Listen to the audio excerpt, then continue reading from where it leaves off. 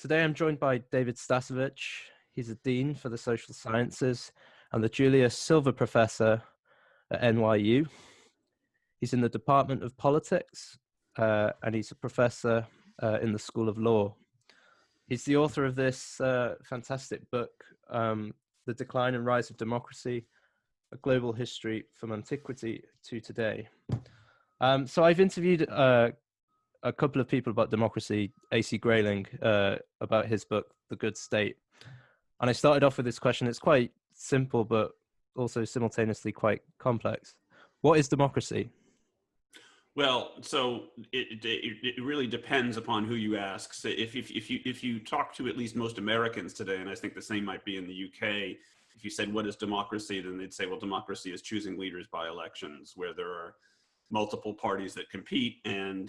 And of course, you probably also add to that democracy means that sometimes incumbents actually lose, because if the incumbents never lose, it's not really democratic. And that's one current manifestation of democracy. But what I try to argue in the book is that the original sense of democracy, as the Greeks saw it, who gave us the word, just meant that the people have power. And the people could have power through various means. The people could have power through elections. There could be elections and the people might not have power in practice. And throughout history, there have been many different human societies that practiced forms of democracy that didn't necessarily use elections, but constrained leaders by having them govern jointly with representatives of the people in assemblies or councils. And so that's something that you see across many different world regions over the millennia. So an important distinction you make is between early democracy and modern democracy. Apart from temporality, apart from early democracy being earlier in its formation, what else is behind that distinction? Yeah, it's the temporality, and one thing that's also should be emphasized is that by modern democracy, I'm not saying that modern democracy is somehow better than early democracy, because in some cases it is better, in some ways it's not as good. So it's a temporal distinction in that the decision to move to a democratic system characterized by universal suffrage and choosing leaders through elections is really quite a recent development, whereas these other forms of democracy existed for a much longer time. So I think what you're trying to do is provide a much more comprehensive and broader narrative than what's traditionally been put forward, that democracy began in ancient Greece and then spread across the world. You provide some interesting examples. So the republics in ancient India, Mesopotamian Kingdom of Mari, for example. Can you just go into some of those early democratic experiments?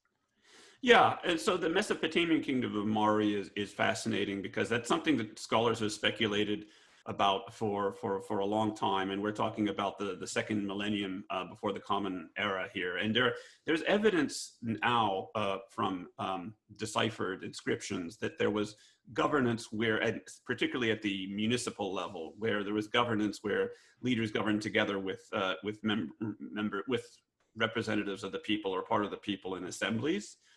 We don't know much more than that, because the record is not extensively written down. But if you go to India, then we see similar hints of governance by council, by assembly, sometimes having leaders elected, actually, in fact.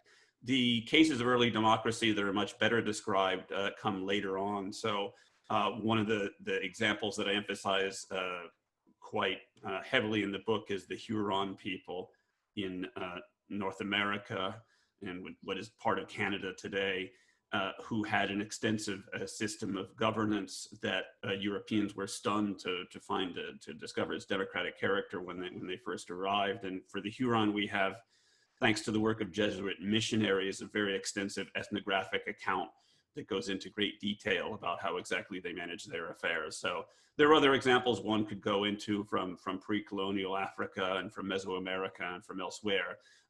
Coming back to this point again, that early democracy seemed to be a very widespread phenomenon. It wasn't universal. It wasn't something that happened in all societies, but it happened in enough societies to suggest that it was something that arose naturally to humans and it's not something that was invented in one place at one time.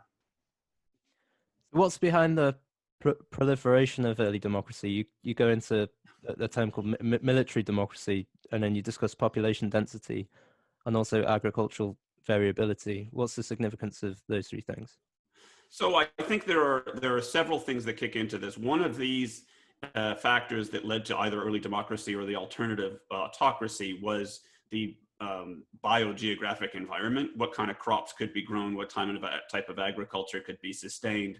One of the problems for rulers in early societies was if you wanted to maintain your rule, then you needed to extract revenue from people somehow. And by revenue, we don't necessarily mean taxes as we think of it today. And in monetary form, taxes could have been paid in kind from hunting, from crops, from whatever. And if, as a ruler, you faced an issue about knowing how much people could produce and therefore how much you could skim off in terms of taxes. And in geographic environments where it was much more, where production was much more observable, you knew how much people could make, it was easier for rulers to solve that problem on their own, so to speak. And so they didn't need to govern with the people. And so one of the interesting features that it's in these more variable environments that we see early democracy, these more variable, unpredictable environments, I'll say, that we see early democracy arising as opposed to autocracy. The other really key feature, of course, was also that in early democracy existed in lieu of a state bureaucracy. So if rulers had subordinates who they could ask to do things, to go out and say, measure how much people were producing and what they could collect, and to collect the taxes themselves, then you didn't necessarily need to rule through the people. You could rule on your own, so to speak, meaning on your own through subordinates. And so what was really critical then also was whether you had a bureaucracy or not. And that depended in turn on what sort of technologies people had. It was a lot easier to have a bureaucracy if you had writing, for example. It was a lot easier to have a bureaucracy if you were able to give them tools of geometry to measure plots and things like that. So there's a confluence of circumstances that in some cases pointed in the direction of early democracy, and in other cases pointed in the direction of early autocracy. I think you make an interesting point about Aristotle's Politics as well. So that arrived on the scene in 1260 CE, but the Germanic assemblies that Tacitus describes, they hadn't read Aristotle at all. So how significant is political thought in the formation of democracy? Do you think it's kind of secondary?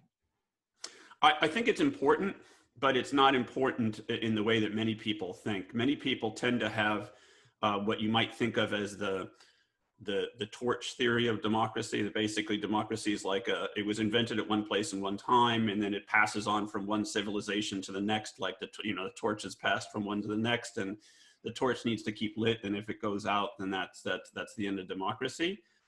But what's very clear, as I say in the book, one of the claims is that Europeans only started having self-government at the urban level, say in Italy and elsewhere, because they had rediscovered this classical tradition of the polis. And in fact, the timing is all wrong on that, because the first direct translation of Aristotle doesn't appear in Western Europe until well after a great many cities had become politically autonomous and were ruling themselves in a rather democratic fashion. So somehow people figured it out on their own. And as you said, if you take it back further to the Germanic tribes that the Tacitus and others wrote about, we have intimations of democratic forms of rule in assemblies from a much earlier period for people, of course, who had no experience or no knowledge of the classical tradition whatsoever. So to that extent, I don't think political thought is what got the ball rolling. But political thought was very critical in Europe as Europeans built forms of representation that scaled this up to larger polities, because initially early democracy was often most commonly existing at a local level only, not at the level of what we would think of as a nation today.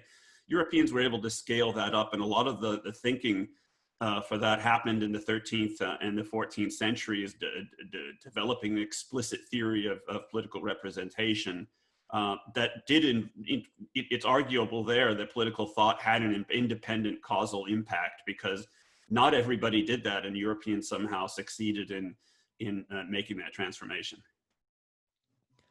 And can you talk a bit more about the divergent paths that Europe and Asia took on the democratic journey? Yes, well, there are three big examples in the book. The first example is where Europe had a early democracy of sorts from a very early stage, whether you're talking about the Greek polis or Germanic tribes. There was an interim with Rome, but Rome, of course, collapsed. As Rome collapsed, any sense of a bureaucratic state collapsed in Europe. And so European rulers, right from the get-go after the fall of Rome, faced the problem of how to rule without anything resembling a state bureaucracy as we would think of it today. And the only alternative then was to rule jointly with their people in councils or assemblies. And that's something we find right the way through. And what I think is sometimes lost in discussions of European state development is just how long it took for European states to develop bureaucracies of any way, shape, or fashion. If you go back to the 14th century, then French and British monarchs and other monarchs really had only a couple dozen officials directly under the control. They had nothing really resembling a bureaucracy. Sorry. In China, the European model stood on its head, where from a very early date they have a form of bureaucratic rule from the Zhou dynasty onwards, perhaps even before that, but certainly from sort of circa 1000 BCE. And that bureaucratic form of rule allows them to exploit the autocratic alternative and to not really need to rule with their people. In the Middle East, we have a more fascinating transformation where, if you go back to pre-Islamic Arabia, there were actually traditions of early democracy and people governed themselves in that fashion. But what happened with the Arab conquests is that there was this radical transformation as they invaded outward from the Arabian Peninsula. They conquered another society, the Sasanian Empire, located in what is today Iraq. The Sasanians had a state bureaucracy and a means of collecting a lot of revenue via that.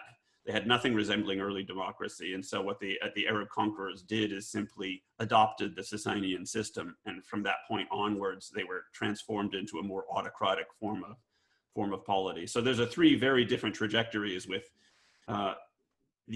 Europe and China as the stark alternatives, and the Middle East starting off with the potential for early democracy to grow and prosper. Then it reverts to a more autocratic form of rule. You've already touched on that a little bit, but can you talk about the importance of technology and how it actually undermined democracy? So technology, what I mean is writing, geometry, agricultural techniques, mapping. Yeah, exactly. So it's common to think that technological progress is a good thing, and I'm not a Luddite who says that technological progress is not something they want to desire. But we do need to recognize that various forms of technology allowed for this autocratic, bureaucratic form of rule to exist. Because if you didn't have writing, it was harder to write down how much people could pay, what they should pay. It was harder to keep track of things. If you didn't have methods of measurement, if you didn't have technologies and scientific knowledge about understanding the soil, then it was harder to know what people could produce, and you were much more likely to have to rely on the cooperation of local people to do something. It's fascinating there, the distinction that I do make in the book between the state of soil science in China, where from a very early date, at least 2,000 years ago, they begin understanding the nature of the soil and what can be produced and where and how much, and they begin mapping it out, actually, so that they produce these tax registers where you would actually have the quality of someone's soil laid out. And in Europe, that sort of understanding and mapping of the soil doesn't occur for a very, very, very long time. It really doesn't occur until the 18th and even the 19th centuries. So rulers are much more operating in the dark, and because they're operating in the dark, they need to cooperate. They need the cooperation of their people to do what they want. So let's go into China a little bit more. Can you tell us about how the bureaucratic alternative develops over time? So between the Shang dynasty, the Zhou dynasty, the Qin dynasty, the Han, the Ming, and the Qin again. Yeah, so what's fascinating about China is precisely that you don't have any hint of early democracy, or at least if there was early democracy, it occurs before the existence of any real records, apart from maybe archaeological records from which it's hard to divine much. And so from a very early date, from the Shang Dynasty onwards, you get this format where you have a high yield agriculture in a compact area with a large polity that I think is easier to monitor with a bureaucracy, precisely because of the regularity of production, precisely because things are compact and ordered. And a lot of that is due to geographic circumstances. The lowest plateau along the Yellow River was where these early Chinese dynasties arose. And it's a fundamentally different type of agriculture than what you see in Europe and elsewhere. And so I don't want to be a geographic determinist, but I think that helped steer China from the early stages in the bureaucratic, autocratic direction. And that what you see after that point is, well, dynasties come and dynasties go. There is never a period of complete collapse, or not an extended period of complete collapse. And so the Zhou dynasty succeeds the Shang. It's really with the Zhou that we get the establishment of something that I think could be called a bureaucracy. Then we have some collapse in the Warring States period, but you still have individual states that are very, very powerful that use these bureaucratic tools, and so on and so on and so on. And in China, it's really, it's inaccurate to say that there was complete continuity. And if we had several hours to discuss just the Chinese dynasties, we could talk about the ebb and flow. But when you make the big picture comparison with Europe, it's striking how much continuity there is in this bureaucratic, autocratic model of rule. And what's the difference between the English development of democracy and the American development of democracy? So England is very interesting because it's not unique in the way that many people used to think, which is that England was the mother of all parliaments. In that throughout Western Europe, during the medieval era, you have assemblies at the municipal level, you have assemblies at the national level that rulers call, where they have nobles and members of the clergy and representatives from the towns. But it is unique in another way, and that regards the way in which these assemblies function, because most of the time, assemblies in Western Europe function through a system of mandates, where a municipality would say, if we're sending a representative, we give them a strict mandate over what they can and cannot do. And if they need to agree on anything else, then they need to come back to us and decide. And as you can imagine, that makes for a very cumbersome means of decision-making. Whereas what happens in England from a very early date, from the 14th century onwards, is mandates are done away with. And this principle of representatives having full powers to decide as they saw fit really exists in practice, and it makes for a much more efficient system of decision making, something a little bit resembling more the way a modern parliament or a modern legislature would work. And this idea of representatives having full powers is something that existed elsewhere, but it was really implemented to its fullest extent first in England. And so I think that's England's great contribution to modern democracy, is it gave us something resembling the way a modern legislature works. So it wasn't the mother of all parliaments, but it was the mother of modern parliaments. What's curious about England, of course, though, is that the English, if you see the levelers in the 1640s talking about universal suffrage or near universal suffrage, England doesn't get, or the UK doesn't get to true universal suffrage for men until 1918. So that's really quite dramatic for the American case, where for free white males, you have patterns of a very broad suffrage right really from the beginning, from the 17th century in some cases. So why does democracy take hold in those two countries, do you think, and it didn't in others? I think it took hold as part of the long, in England, it's part of the longer European tradition of not having a bureaucratic state from the get-go that would have allowed for ruling in a different way. In the US, I think what is exceptional is that if you talk about the pattern of settlement as it happens from the 17th century onwards, there is a great abundance of land, a great need for labor. And so what happens is that the companies and other individuals who are trying to entice people to come from England are obliged to say, well, let's offer them the vote in an assembly as a means of saying, like, if you come here, you can help rule yourself. It's interesting. The Virginia company made this, initially didn't have this idea after Jamestown was settled, but then within about 15 years, they get around to that idea that that's the way to make things work. And so you get this idea that in order to entice people to come, they need to have some sort of political rights. For Africans, of course, it's the exact opposite. But they're brought by force and they're enslaved. And that's also responding to a need for labor. So it's this underlying need for labor in a land abundant environment that leads to these totally divergent outcomes of slavery for Africans and the right to vote for free white males coming from Great Britain.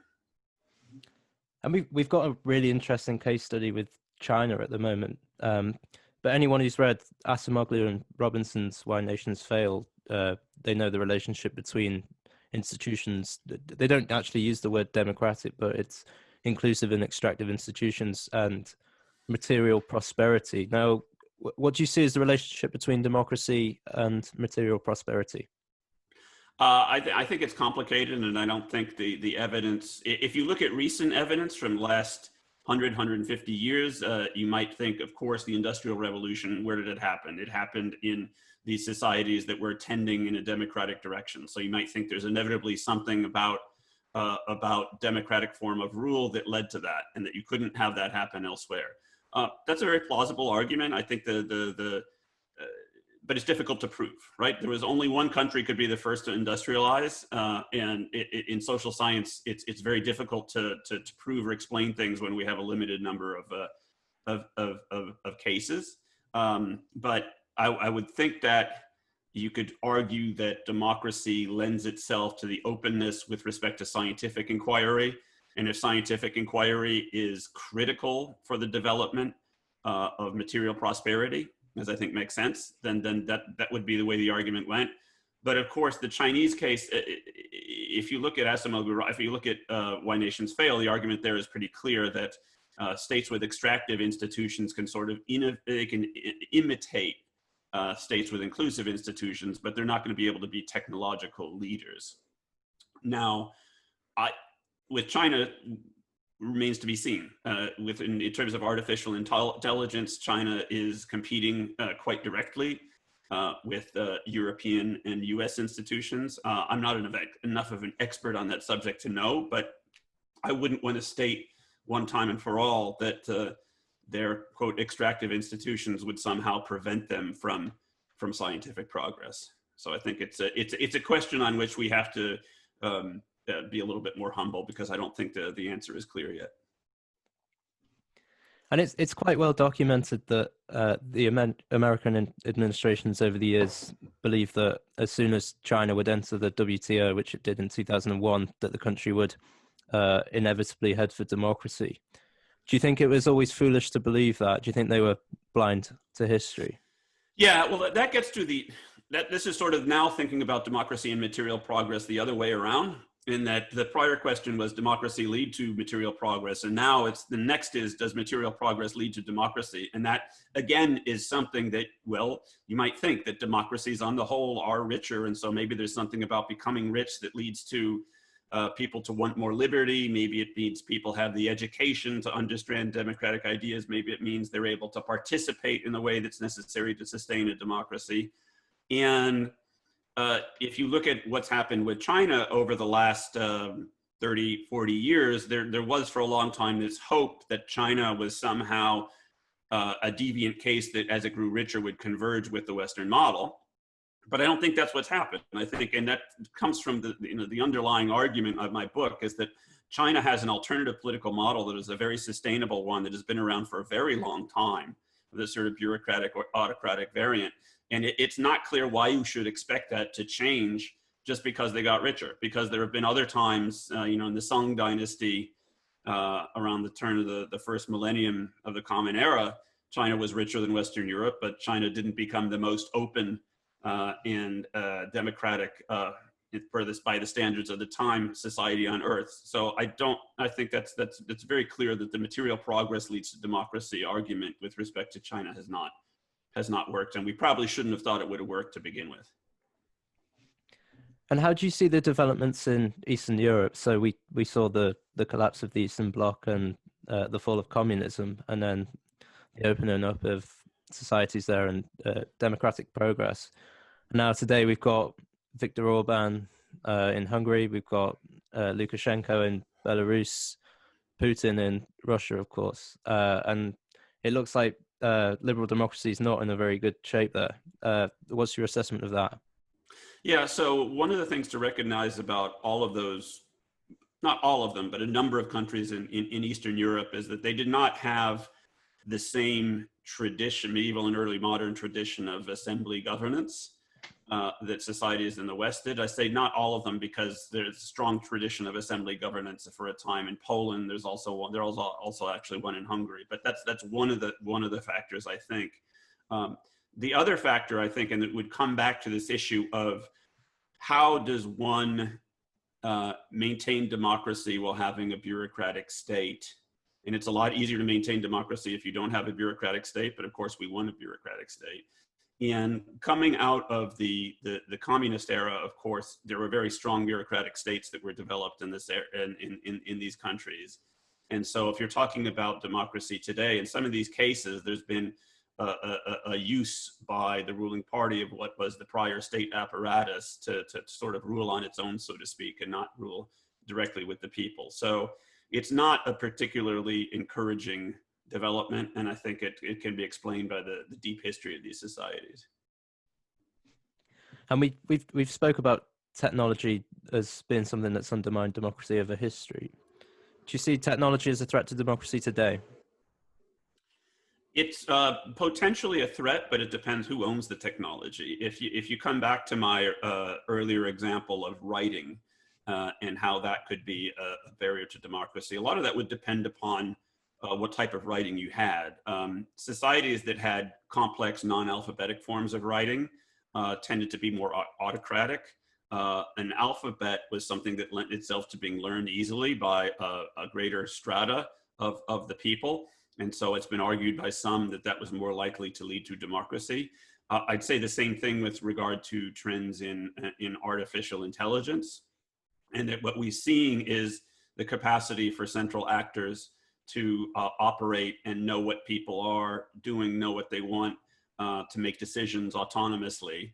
And one can suspect that could lead to the reinforcement of autocratic rule or to the weakening of democratic rule. But I think a lot of it, and just like the analogy between an alphabet and more common forms of writing, it depends who has access to the technology and who has access to the data. To the extent that people understand and learn about and have the basic principles of the algorithms that drive artificial intelligence in mind, you might hope for an outcome where artificial intelligence does not undermine democracy. And correct me if I've missed this in the book, but you don't actually talk about populism, which is something we talk a lot about today. And it's actually been documented by Plato and Hobbes in a way. Do you see populism as something being inherent to democracy? I think it is, and several people have written this currently, that populism is a fundamentally democratic phenomenon. As a political theorist named Nadia Urbanati at Columbia, who's written this, and I agree. I think what we have to recognize is that if we think of democracy as everything that is good, then we load too much onto the concept. Populism is fundamentally democratic in that it relies on an individual appealing directly to the people without relying on these things that we've come to be used to over the 20th century with regard to party organizations and the like. And so there's no reason to say that's not democratic, but of course, nor is there any reason to say that we have to like it. It's in many ways a fundamentally unstable and dissatisfying phenomenon where people are promising things that they can't deliver. And what do you think we've learned from the COVID pandemic? Because we've seen the contrast between the bureaucratic approach in China and democracies in Europe and the United States have had to deal with this as well. What do you think we've learned from that? Well, I think we've learned that for a while, people were saying, oh, our democracy is better at dealing with this, or our autocracy is better than dealing with it. And the answer, it's more complicated and more interesting than that. It's actually that democracies and autocracies each have strengths and weaknesses when coming to this. And so in an autocracy like China, you have the power to really do something very quickly, like when they locked down an entire province in order to stop the spread of the pandemic. That's really remarkable what they did. But at the same time, because you're controlling information, you have the power to ignore something as well, which they did in the first few weeks of the pandemic, and which could have saved a lot of lives if this thing hadn't gotten out of control like it did. Whereas in contexts like the US or Western Europe, it's harder to ignore the pandemic, as in certainly Donald Trump could have attempted to ignore the pandemic, and he did try that. But it didn't keep the news about it or information about it away from the general US population. So it's harder to ignore. But at the same time, we don't have the same degree of effectiveness with regard to implementing lockdowns and doing things like that, which we don't, it's just not in our tradition. We don't have bureaucracies that are as effective, and we restrain them much more. And we have senses of individual liberties that are being transgressed upon, that make it harder for us to do something really, really reactive in the face of a COVID pandemic, unlike what happened in China, where they were very effective in that regard. And I'm interested to hear about what's life like in the US at the moment. I read about it with the election coming up, but what's the health of democracy there? Well, Americans disagree. Americans of different political views disagree on almost anything today, I would say. But the one thing they probably would agree on is that democracy isn't functioning very effectively. And there's quite a degree of fear about what this latest era has meant for the health of American democracy. And I think people were caught off guard by this because there was always this assumption that, well, coming back to the torch theory of democracy, that, you know, the US is carrying the torch for democracy currently. And so we've been trying to teach these other countries to be democracies for 30 or 40 years. So obviously, we must have a very solid democracy that would not be subject to being undermined. In fact, that's not the case. And so the mood is really one of shock and fear, and the feeling that we're in a place that we never imagined we'd be in. And there was a study conducted by Roberto Foa and others at the University of Cambridge, which found that faith in democracy is at its lowest level for 25 years. Do you think democracy is something that's being undermined everywhere? Do you think people are losing faith? I think there's somewhat less faith than there has been, but I think some of those studies on the survey data, it comes down to how you interpret the results. Some of them show some degradation in faith in democracy, but it's also a question you need to, it's very hard to net out. Are people just unhappy with how things are going today? Or are people fundamentally unhappy with the democratic system of rule and think that some alternative would be better? And I think it's more that just people are unhappy about many things, and less that people are fundamentally unhappy with the democratic form of rule, and that they'd rather adopt some alternative system. And your book's partly about information, and we've got a plethora of it today with social media and the technology. What effects that having on democracy? Well, that's a real interesting question, and an open one, I think, because if you go back to the beginning of the American Republic, the whole idea was, let's give people information through newspapers so that they could participate as Democrats and they won't be ignorant and subject to demagogues. Today, everybody has more information than they could ever hope to read. So it's not a question of having no information, or it's not a question of not having enough information. It's a question of the quality of information and where the information comes from.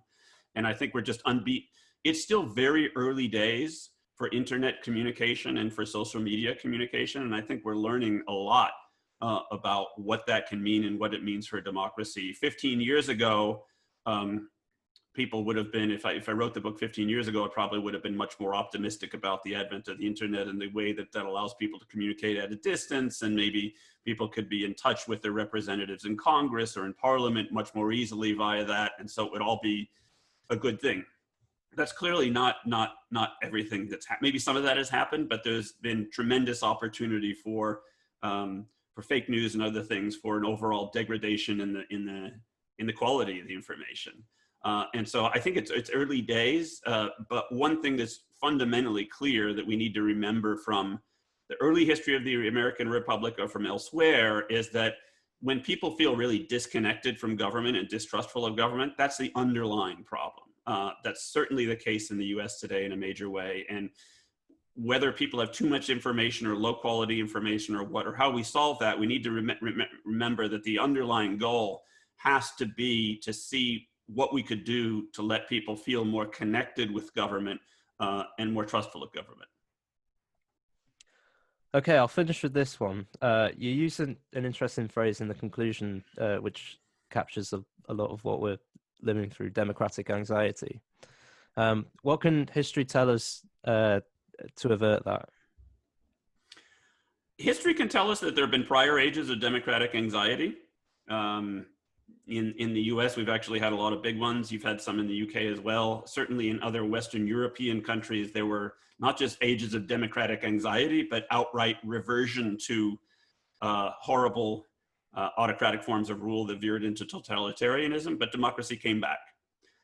So while I'm not going to predict that any one democracy is not going to fail, I think what we do need to remember from all the history that I lay out in the book is that democracy is something that keeps coming back over time. It may come back in different ways, but it's been so common in so many human societies over time that we should not subscribe to the theory that once it gets snuffed out in one place, that's it. It'll keep coming back because humans themselves have an inherent desire to want to participate in their own governance. And that's what democracy is all about.